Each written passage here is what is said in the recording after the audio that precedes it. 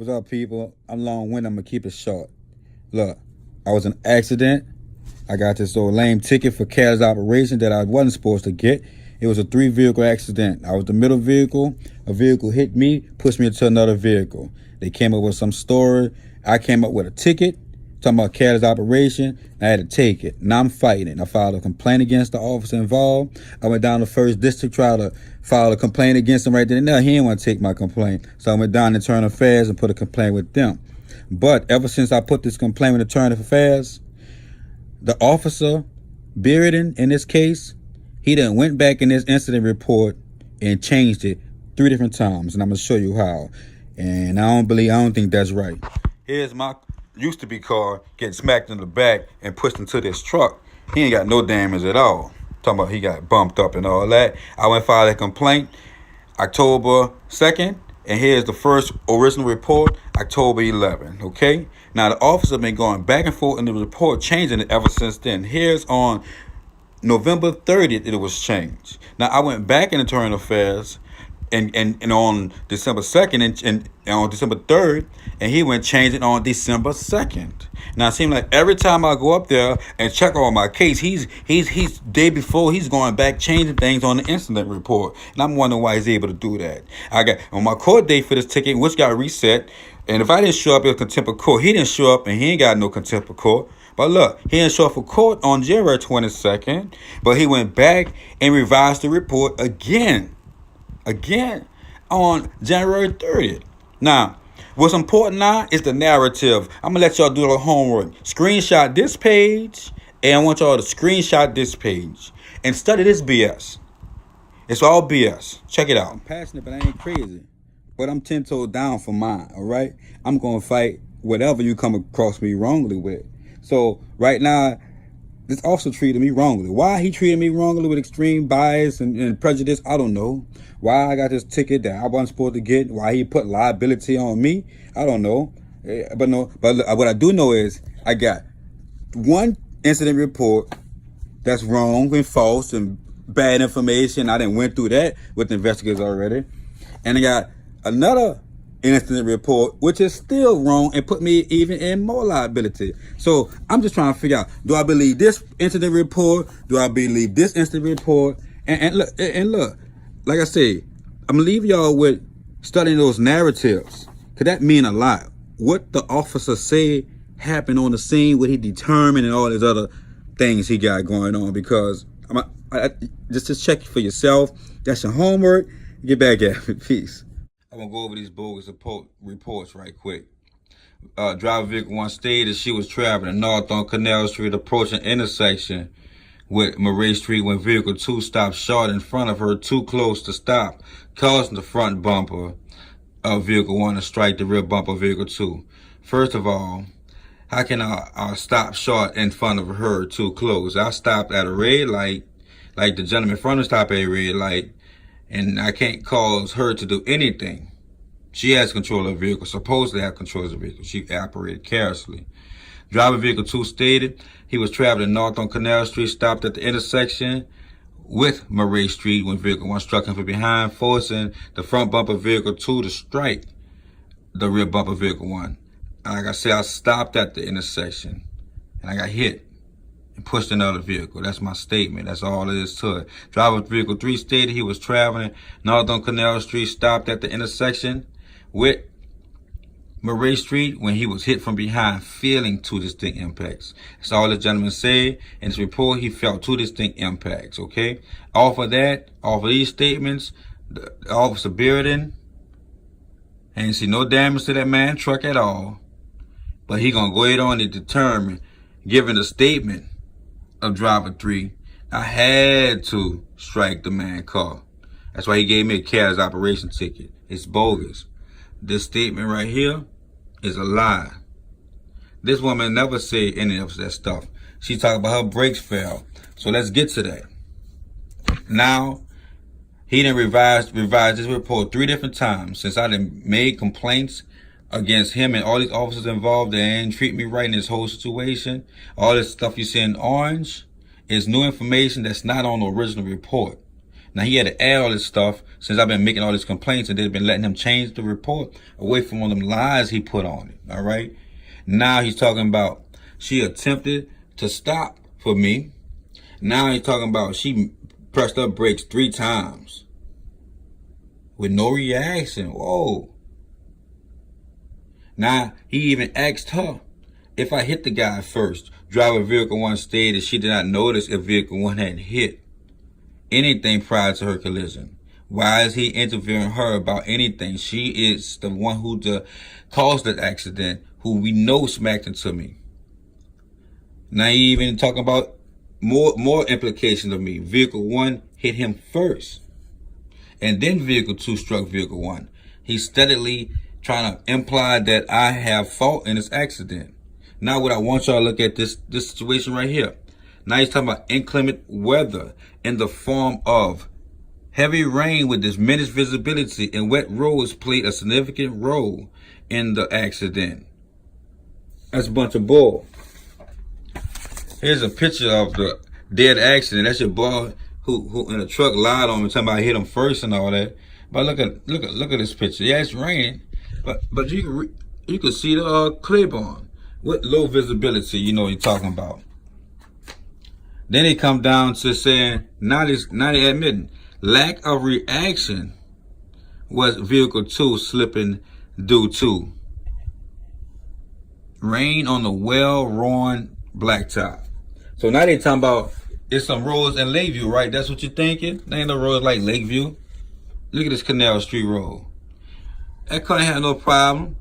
Now, this is a well-worn road in New Orleans. Man, go ahead on. That bad boy pretty smooth to me. So why is he talking about well-worn road and no visibility? So we got more lies on this thing. Yeah, so I just want to really show y'all how when you got a problem with a police officer on a scene, on any scene, like in my case it was an accident scene.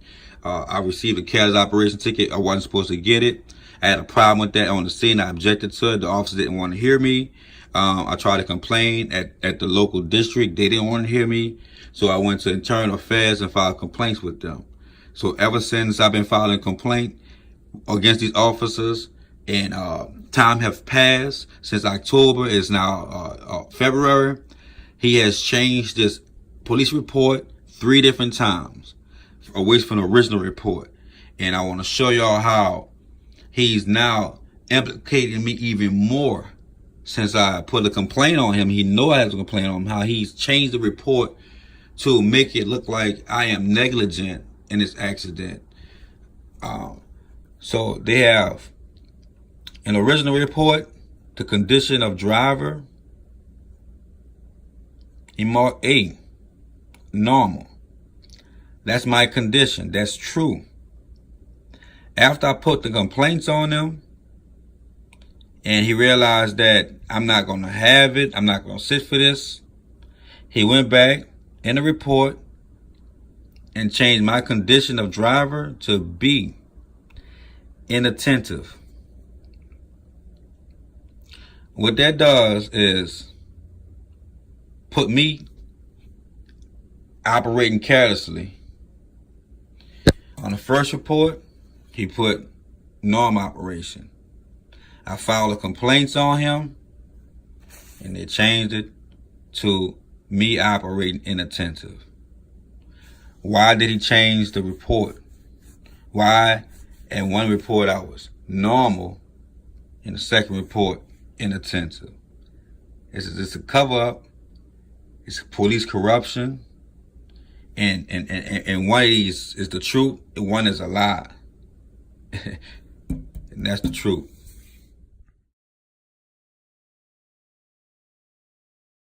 I'm not agitated. I'm agitating, educating, and informing. So let's just go over this right quick. Anyway, they are pretty much trying to charge the officer with professionalism and bias-free policing.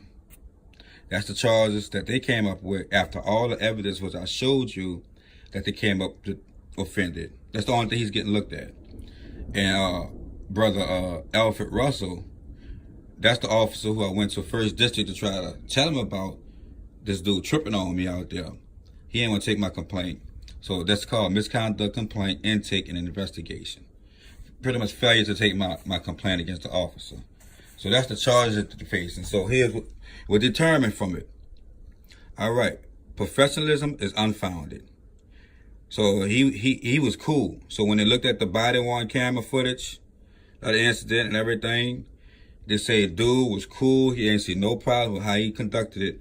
But they do say, though Officer Bearden had a monotone voice, he was professional in his interactions. I beg to differ. Anyway, and then when they talk about bias-free policing, not sustained, they say he was unable to determine preponderance of evidence, of selectively enforcing, not enforcing, actual or perceived race, color, creed, anything against me. That's incorrect. Because, one, he took the credibility of the man whom my car pushed into, who had no viewpoint of the accident, who had every incentive to lie, to sue me and the other person's insurance company. And there was a language barrier. The man spoke Spanish, broken English, or anything. That's one thing. He took his word. He took his integrity. He took the woman's integrity because he asked the woman about events that happened before she crashed into me. And that is stated in his revised report that he asked her, did she see anything? So he's taking the word of a person who has caused the accident, definitely. So he didn't take my word because I stated what happened. There were conflicting statements, and it's supposed to be one ticket to the lady. There were conflicting statements on the scene, and there was no evidence to support the man's claim that I hit him first, anything. Also, Officer Bearden's integrity is lost because he changed the report 3 different times. And also, the second charge he got was report preparation. Sustained, meaning he guilty of it, meaning that he just made some errors. So let's look at the narrative. What they say, that he omitted information, statements. Okay, that's important, and it included several mistakes within this crash report. Incorrect statements. That's important. He did not ensure his report was free of errors prior to submission for review of his supervisor. All right. That's it. Report prep. All right. And there's other little minor little thing, traffic crash response report, and he just didn't offer us to exchange information. All this is minor violations, nothing. But what the officer is supposed to be charged with are these egregious offenses. He's supposed to be charged with intentional false statements, discrimination, failure to cooperate, withholding information, professionalism, and retaliation.